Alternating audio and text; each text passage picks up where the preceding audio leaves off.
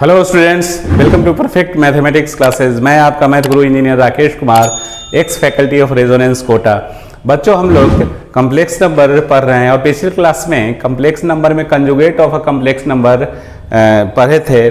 कैसे कंजुगेट निकाला जाता है कॉम्प्लेक्स नंबर का और उसके प्रॉपर्टीज को सीखे थे। ठीक है, तो आज के क्लास में कुछ प्रॉब्लम को उससे रिलेटेड, जो कंजुगेट से रिलेटेड जो आईआईटी में प्रॉब्लम आया हुआ है उसको सोल्व करते हैं, फिर आगे की बात करेंगे। पहले इसको बना लिया जाए, है ना। ये क्वेश्चन जो है वो आईआईटी 2008 में आया हुआ है। क्वेश्चन क्या बोलता है कि if the conjugate of a complex number is 1/i-1 where i is equal to square root of -1 then the complex number is. देखो, जनरली बुक में या जो बोर्ड का जो क्वेश्चन रहता है उसमें क्या रहता है कि जेड दिए हुए रहता है, कॉम्प्लेक्स नंबर दिए हुए रहता है और हमको कंजुगेट निकालना होता है। आईआईटी ने क्या किया कि कंजुगेट दिए हुए और उससे कॉम्प्लेक्स नंबर निकालिए। ठीक है, तो देखिए कैसे इस प्रॉब्लम को हम लोग सोल्व करेंगे। सॉल्यूशन गिवन क्या है, the conjugate of a complex number is. मान लो कि कोई कॉम्प्लेक्स नंबर जेड है। ठीक है, तो गिवन क्या है, given conjugate Z bar is 1/i-1। अब जेड बार दिए हुए हैं और जेड बार से जेड निकालना है। ठीक है, तो हम लोग जानते हैं वी नो डैट जेड बार, इसका अगर हम फिर कंजुगेट करेंगे तो जेड आ जाएगा। समझ में आ रहा है। जैसे जेड अगर मान लो समझा रहे हैं x + iy है, तो इसका कंजुगेट क्या हुआ, x - iy। फिर इसी का कंजुगेट लेंगे तो इधर क्या लिखाएगा, कंजुगेट का ही कंजुगेट लेंगे तो दो बार आएगा इस तरह से, और इधर माइनस है तो ये प्लस आ जाएगा, which is equivalent to Z. तो Z double bar is equal to Z. Even number of times conjugate करते हैं तो एज इट इज आ जाता है। ठीक है, तो ये ऑलरेडी आपको एक्सप्लेन किया हुआ था। तो ये फार्मूला प्रॉपर्टीज जेड डबल बार बराबर जेड, मतलब इसको अगर हम एक बार और कंजुगेट ले लेंगे तो ये क्या हो जाएगा, जेड हो जाएगा। क्लियर। तो ये जो दिए हुए हैं इसको एक बार और कंजुगेट लेने की आवश्यकता है। तो आप ऐसे इस प्रॉब्लम को लिखो, जेड बार इज 1/i-1। ये समझाने के लिए कि जेड डबल बार बराबर जेड। तो टेकिंग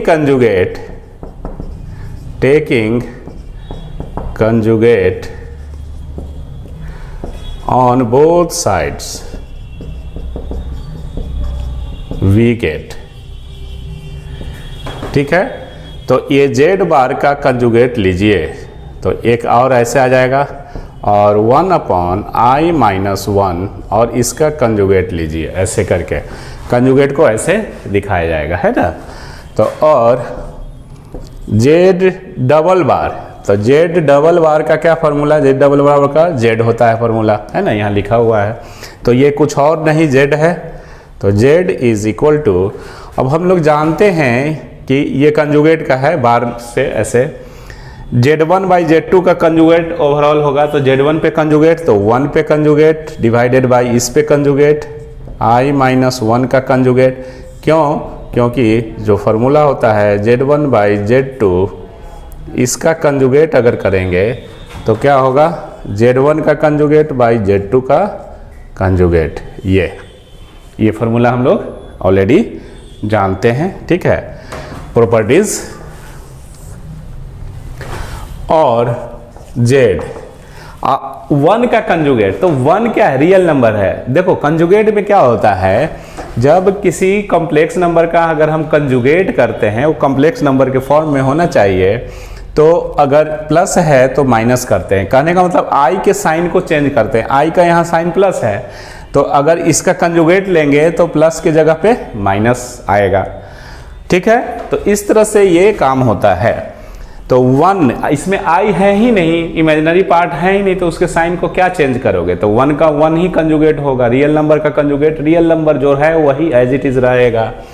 तो 1 का 1 लिखेंगे, और i-1 का कंजुगेट, तो इसमें i का साइन को चेंज किया जाता है। तो i प्लस है तो माइनस हो जाएगा, -i, और रियल नंबर जो है वो एज इट इज रहेगा, रियल पार्ट। तो इस तरह से ये आपको z आ गया, ठीक है। तो z इज इक्वल टू, अब इसमें ऑप्शन देख लो कि कौन सा है, इसमें माइनस कॉमन ले सकते हो, तो 1 बाई माइनस कॉमन लिए तो i प्लस 1 माइनस कॉमन लिए तो यहाँ भी माइनस लिख सकते हैं। देखो माइनस i माइनस 1, तो इसको आप ऐसे भी लिख सकते हो, तो which is equivalent to c is a correct answer. तो ये प्रॉपर्टीज यूज करके हम लोगों ने इस प्रॉब्लम को सोल्व किया। एक और भी हो सकता था कि इसको रेशनलाइज करके लास्ट में कंजुगेट लेते, लेकिन जब हम ये पढ़े हैं तो डायरेक्ट यहीं से आ रहा है, क्योंकि आपका जो IIT में जो क्वेश्चन आया है वो इस फॉर्मेट में है, ठीक है। तो ऐसा ही ऑप्शन में आपको लेके चले कि ताकि डायरेक्ट आंसर सॉल्यूशन मिल जाए। तो इतना कॉपी कीजिए, नेक्स्ट प्रॉब्लम को सोल्व करते हैं। आओ बच्चों अब इस क्वेश्चन को सोल्व करते हैं जो IIT 2019 में आया है, ठीक है। ये एकदम लेटेस्ट क्वेश्चन है IIT का। If a is greater than 0, a positive number है, and z is equal to 1 plus i का whole square upon a minus i has magnitude 2/5 का square root, then z bar is equal to, मतलब conjugate निकालना है, z दिए हुए। तो z को हम लोग कम्प्लेक्स नंबर के फॉर्म में लिखेंगे, स्टैंडर्ड फॉर्म में लिखेंगे, उसके बाद उसका कंजुगेट निकालेंगे। तो देखते हैं कि क्या आता है इसका सॉल्यूशन, है ना, कैसे इस प्रॉब्लम को बनाएंगे। तो सबसे पहले क्या कीजिए कि z जो है उसको स्टैंडर्ड फॉर्म में लाइए, 1 प्लस i का whole square upon a minus i। अब 1 प्लस i का होल स्क्वायर, ये तो याद हो गया होगा कि क्या आ जाएगा, 2i आएगा, लेकिन देखिए a प्लस b के होल स्क्वायर पे बैठाइए तो a square 1 plus i square, ठीक है, प्लस 2ab और a माइनस i, इतना लिख सकते हैं। This implies that z is equal to i square का वैल्यू -1, तो एक बार और लिख दो ताकि सबको समझ में आए। ये 1 स्क्वायर था तो ऐसे ही 1 रहेगा, और -1 i स्क्वायर का वैल्यू -1, तो -1 plus 2i upon a minus i, ये कैंसल हो गया। This implies that z is equal to 2i by a minus i। अब इसको स्टैंडर्ड फॉर्म में लाने के लिए हम लोग क्या करेंगे, रेशनलाइज करेंगे इसके कंजुगेट से, क्लियर। तो इसको आप ऐसे लिख सकते हो, 2i a minus i into a plus i by a plus i। बच्चों यहाँ पे अब क्वेश्चन ये आता है कि जब z हमारा निकल गया तो क्यों ना इसी में कंजुगेट ले लें, तो कंजुगेट z निकालना है, तो कंजुगेट z लेंगे तो ठीक है, इसका कंजुगेट हम आराम से निकाल सकते हैं, बट आपका a रह जाएगा। लेकिन इसमें जितना भी ऑप्शन दिए हुए हैं ये इसमें इंडिपेंडेंट ऑफ a है, इसका मतलब a का वैल्यू निकाल के ये जो भी कंजुगेट होगा उसमें सब्स्टिट्यूट करना होगा, क्लियर। तो a का वैल्यू तो निकालना ही पड़ेगा, तो इसलिए इसको स्टैंडर्ड फॉर्म में करके फिर a का वैल्यू किससे निकलेगा, ये जो दिए हुए हैं कि इसका मैग्नीट्यूड, z का मैग्नीट्यूड ये दिए हुए हैं, उससे a का वैल्यू निकलेगा। तो पहले इसको रेशनलाइज करते हैं, ठीक है। तो रेशनलाइज किए तो आप ऐसे लिख सकते हो, इधर फिर लिखो, this implies that z is equal to 2i into a plus i, इसको ऐसे लिख सकते हो, a plus i divided by a plus b, a minus b का होल स्क्वायर, तो a square minus b square, ऐसे। This implied that z is equal to, अब multiply कीजिए तो 2ai plus 2i square, 2i square होगा, है ना, is equal to a square, i square का वैल्यू -1, तो माइनस माइनस प्लस 1, ये is equal to z is equal to, और ये i स्क्वायर का वैल्यू -1, तो ये -2 हो जाएगा ना जी, -2 प्लस 2ai, इसको पहले लिख दिए, i स्क्वायर का वैल्यू -1 दे दिए, ये because i square is equal to -1 होता है। तो इस तरह से ये हमारा कम्प्लेक्स नंबर के फॉर्म में आ गया, ठीक है। इसको रियल पार्ट और इमेजिनरी पार्ट अलग रखेंगे तो ऐसे लिखाएगा, -2 ये plus 2a by a square plus 1 आई, ठीक है। अब इसका जेड बार करेंगे तो क्या हो जाएगा, इसमें आई की जगह यहाँ माइनस हो जाएगा, जेड बार जो निकालना है। तो ये आई का साइन चेंज करते हैं, तो आई का साइन प्लस है तो यहाँ माइनस आ जाएगा, ठीक है। बाकी कुछ नहीं, ये आंसर हो सकता है, होगा, ठीक है। बट इसमें ए का वैल्यू अननोन है, अननोन वैल्यू है क्योंकि ऑप्शन ए में नहीं है, तो ए का वैल्यू निकालना पड़ेगा। तो इसको इक्वेशन 1 मान लीजिए। अब ए का वैल्यू क्या होगा, देखो गिवन क्या है, again magnitude mod z is equal to 2/5 का स्क्वायर रूट, ठीक है। तो मैग्नीट्यूड क्या होता है, देखो इधर हम समझाते हैं। अगर z is equal to x plus i y है तो मैग्नीट्यूड मतलब मॉडुलस कैसे निकालते हैं कॉम्प्लेक्स नंबर का, square root of real part का स्क्वायर प्लस इमेजिनरी पार्ट का स्क्वायर, यही होता है मॉडुलस, ठीक है। तो मॉडुलस निकालिए।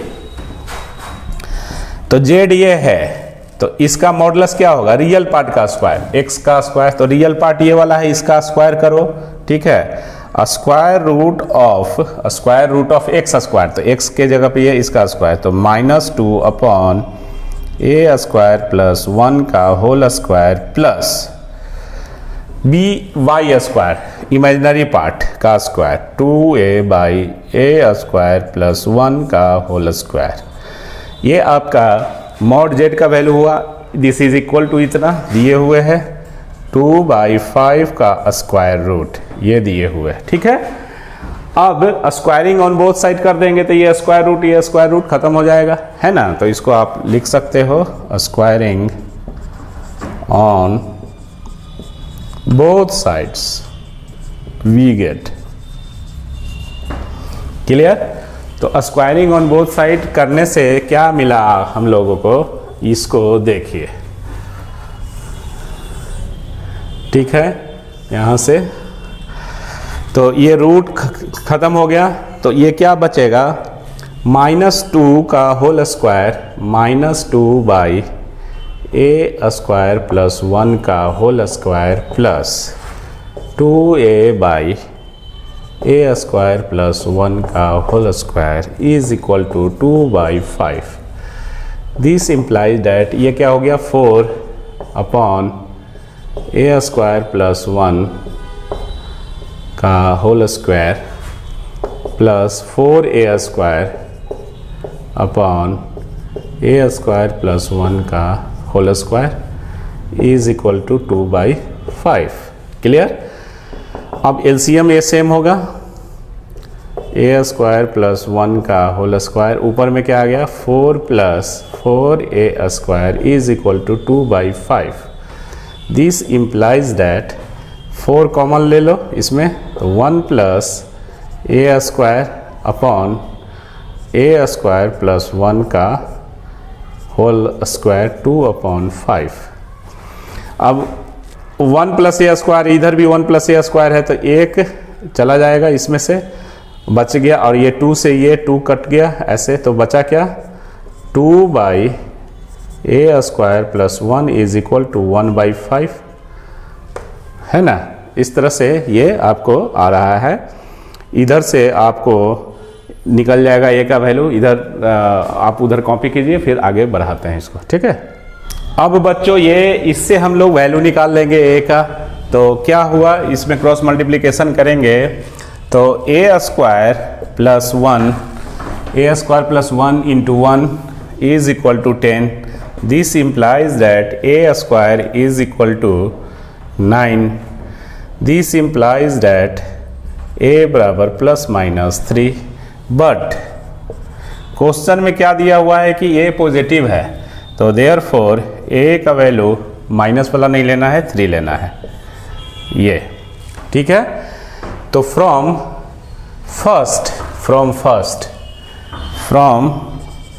इक्वेशन फर्स्ट हम लोग को z का क्या आ गया वैल्यू 3, तो यहाँ क्या आएगा 3 का स्क्वायर a स्क्वायर प्लस 1, ठीक है।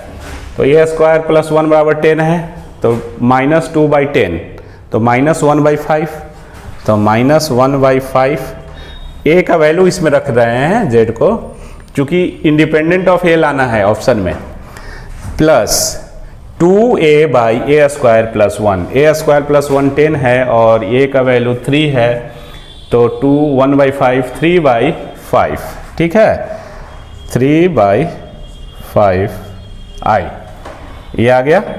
तो इसलिए कंजुगेट जेड क्या हो जाएगा, हमको तो कंजुगेट जेड निकालना है, तो इमेजिनरी पार्ट का चिन्ह को, साइन को चेंज किया जाता है, तो प्लस की जगह माइनस, तो 1/5 माइनस साइन माइनस 3/5 i। तो कौन सा ऑप्शन मिल रहा है, बी वाला, ये करेक्ट आंसर हो गया, ठीक है। तो इस तरह से देख रहे हैं आईआईटी का प्रॉब्लम कैसे एकदम आराम से बन रहा है, कोई इसमें सोच के अगर आप बनाओगे तो सब प्रॉब्लम बनेगा।